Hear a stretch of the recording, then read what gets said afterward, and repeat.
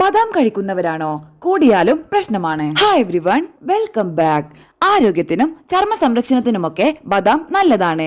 ചർമ്മത്തിന് തിളക്കവും മിനുസവും നൽകാൻ ബദാം ഏറെ സഹായിക്കുന്നു. ഈ വീഡിയോ നിങ്ങൾക്ക് യൂസ്ഫുൾ ആയെങ്കിൽ ലൈക്ക് ആൻഡ് ഷെയർ ചെയ്യണേ.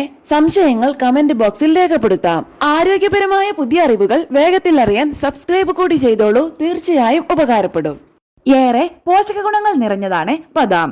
വെറുതെ കഴിക്കുന്നതിലും നല്ലത് വെള്ളത്തിൽ കുതിർത്ത് കഴിക്കുന്നതാണ്. എന്നാൽ എന്തിനും ഏതിന്റെയും അമിത ഉപഭോഗം എപ്പോഴും ദോഷകരമാണ്.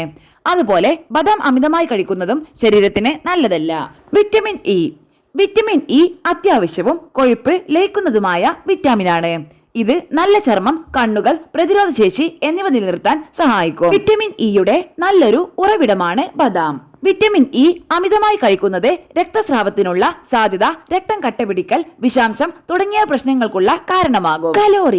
ധാരാളം കലോറിയും ആരോഗ്യകരമായ കൊഴുപ്പും അടങ്ങിയിട്ടുള്ളതിനാൽ ബദാം ശരീരഭാരം വർദ്ധിപ്പിക്കും. ഇതിൽ കലോറികൾ ഏറ്റവും പ്രധാന പങ്ക് വഹിക്കുന്നുണ്ട്. ഓക്സലേറ്റുകൾ. ബദാമിൽ ഓക്സലേറ്റുകൾ അടങ്ങിയിട്ടുണ്ട്. ഇവ സസ്യങ്ങളിൽ കാണപ്പെടുന്ന പ്രകൃതിദത്ത സംയുക്തങ്ങളാണ്. നിങ്ങൾ ധാരാളം ബദാം കഴിച്ചാൽ ഈ ഓക്സലേറ്റുകൾ വലിയ അളവിൽ ശരീരത്തിൽ പ്രവേശിക്കും. വൃക്കയിലെ കല്ലുകൾ.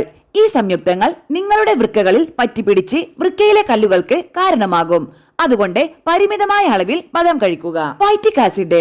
ഇതിൽ ഫൈറ്റിക് ആസിഡ് എന്ന സംയുക്തം അടങ്ങിയിട്ടുണ്ടെന്ന് വിശ്വസിക്കപ്പെടുന്നു. ഇത് മിക്കവാറും എല്ലാ സസ്യഭക്ഷണങ്ങളിലും അടങ്ങിയിട്ടുണ്ട്. ആഗിരണം.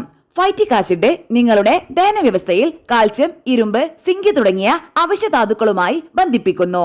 ഇത് ശരീരത്തിന് ആഗിരണം ചെയ്യാനും ഉപയോഗിക്കാനും പ്രയാസമാക്കുന്നു.